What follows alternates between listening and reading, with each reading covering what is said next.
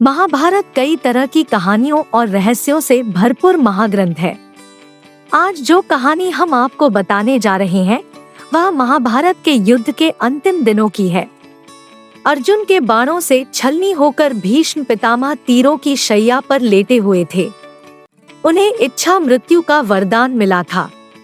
उनकी मृत्यु तब तक संभव नहीं थी जब तक कि वह खुद न चाहें। इस असहनीय पीड़ा के बावजूद वह महाभारत का युद्ध अपनी आंखों से देखना चाहते थे। दिन में युद्ध के बाद शाम को पितामह से मिलने सभी लोग आया करते थे। एक रोज जब द्रौपदी आई तो उन्हें देख जोर जोर से हंसने लगी। आइए जानते हैं इसके पीछे छुपे रहस्य को। भीष्म या भीष्म पितामह महाभारत के महत्वपूर्ण पात्रों में से एक थे। इनका मूल नाम देवव्रत था। भीष्म के पिता का नाम शांतनु और माता गंगा थी। शांतनु का दूसरा विवाह निषाद कन्या सत्यवती से हुआ था। कहते हैं अपने पिता का विवाह सत्यवती से कराने के लिए भीष्म ने सारा राजपाट त्याग कर आजीवन विवाह न करने की प्रतिज्ञा ली थी। बाद में सत्यवती के चित्रांगद और विचित्रवीर्य नाम के 2 पुत्र हुए थे। महाभारत की कथा के अनुसार भीष्म ने काशी नरेश की 3 पुत्रियों अंबा, अंबिका और अंबालिका का अपहरण सत्यवती के पुत्र चित्रांगद और विचित्रवीर्य से विवाह करने के लिए किया था।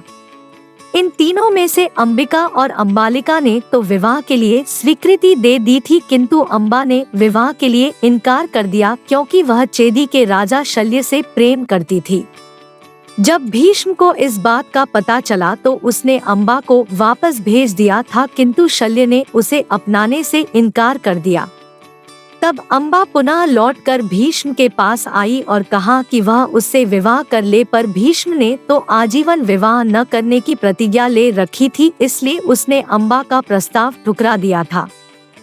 कहते हैं जब भीष्म ने अंबा से शादी करने के लिए इनकार कर दिया था तब क्रोधवश उसने भीष्म को श्राप दे दिया था कि जिस प्रकार उसका जीवन नष्ट हुआ है ठीक उसी प्रकार भीष्म का जीवन भी नष्ट हो जाएगा। वह अपना अगला जन्म पुरुष के रूप में लेगी और भीष्म की मृत्यु का कारण बनेगी। भीष्म से प्रतिशोध लेने के लिए अंबा ने शिव जी का सहारा लिया। उसने भगवान शंकर को प्रसन्न करने के लिए घोर तपस्या की और उनसे वरदान प्राप्त कर महाराज द्रुपद के यहाँ जन्म लिया, जिसका नाम शिखंडी रखा गया। शिखंडी का जन्म पंचाल नरेश द्रुपद के घर मूल रूप से एक कन्या के रूप में हुआ था। कहा जाता है कि उसके जन्म के समय एक आकाशवाणी हुई थी कि उसका पालन पोषण एक पुत्री नहीं बल्कि एक पुत्र के रूप में किया जाए। जब महाभारत का युद्ध शुरू हुआ तब शिखंडी ने पांडवों की ओर से युद्ध किया था। कहते हैं कुरुक्षेत्र में युद्ध के 10वें दिन शिखंडी उनके समक्ष आ गया था और भीष्म ने अंबा के इस रूप को पहचान लिया था। तभी अर्जुन ने शिखंडी के पीछे से आकर भीष्म पर बाणों की बौछार कर दी और उन्हें बाण शैया पर लेटा दिया। अपने पिता की खातिर भीष्म ने आजीवन विवाह न करने की प्रतिज्ञा ली थी, इसलिए उनके पिता ने भावुक होकर अपने पुत्र को यह वरदान दिया था कि जब तक वह खुद नहीं चाहेगा उसकी मृत्यु नहीं हो सकती और कोई उसे नहीं मार सकता। भीष्म अपनी इच्छा से ही मर सकते हैं। अगर उनकी इच्छा न हुई तो वे कभी मृत्यु को प्राप्त नहीं होंगे और अमर हो जाएंगे। भीष्म को इच्छा मृत्यु का वरदान प्राप्त था, इसलिए वे अर्जुन के बाणों से भी नहीं मरे। वे बाणों की शैया पर लेटकर ही हर रोज युद्ध देखा करते थे। नियमों के अनुसार शाम के बाद युद्ध रोक दिया जाता था। तब सभी लोग उनके पास जाकर बैठते थे और उनका प्रवचन सुनते थे। एक दिन जब वे प्रवचन दे रहे थे तब द्रौपदी जोर से हंस पड़ी। भीष्म पितामह कौरव और पांडव दोनों ही पक्षों के लिए बहुत पूजनीय थे। ऐसे में द्रौपदी को उनकी इस अवस्था पर हंसता देख सब आश्चर्य में पड़ गए। सब क्रोध में डूबी नजरों से द्रौपदी की ओर देखने लगे और द्रौपदी खिलखिलाते जा रही थी। तब उन्होंने द्रौपदी से कहा कि हस्तिनापुर की वधू को ऐसा काम शोभा नहीं देता। द्रौपदी ने कहा आज जो भीष्म युद्ध के नियमों और आदर्शों के बारे में सबको प्रवचन दे रहे हैं, जरा इनसे पूछिए कि तब इनके आदर्श कहाँ थे जब भरी सभा में दुर्योधन ने मेरा चीरहरण किया।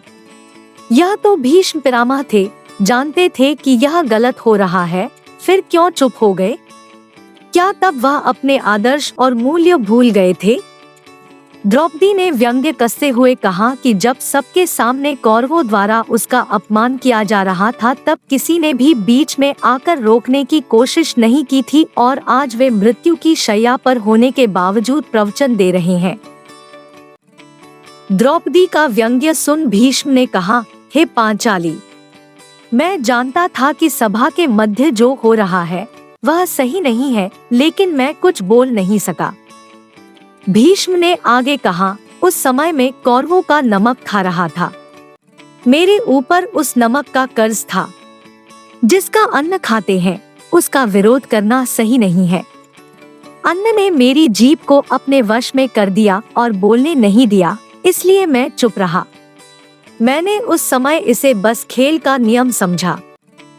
भीष्म ने द्रौपदी से क्षमा मांगी और कहा कि उस वक्त वह कौरवों का दिया हुआ अन्न ग्रहण कर रहे थे जिसका स्वाद उनकी जीभ पर था, इसलिए जब द्रौपदी का चीरहरण हो रहा था तब वे कुछ नहीं कह पाए थे। आपको हमारा यह वीडियो कैसा लगा आप हमें कमेंट करके जरूर बताएं। वीडियो के लास्ट तक बने रहने के लिए धन्यवाद।